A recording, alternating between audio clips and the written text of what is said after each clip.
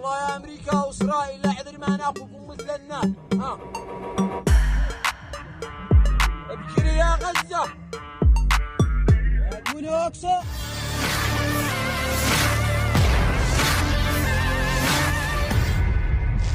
Viral di media sosial, video memperlihatkan seorang warga Yaman memakan benda yang masih membara.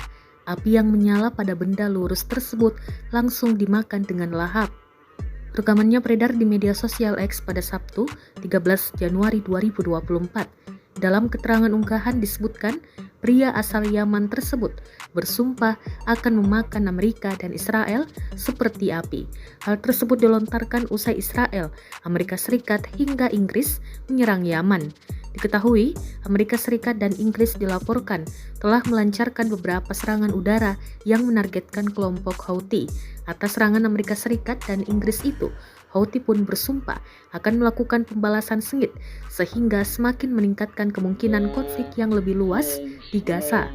Namun Amerika Serikat melalui juru bicara Dewan Keamanan Nasional John Kirby justru menyatakan bahwa mereka tidak tertarik untuk berperang dengan Yaman.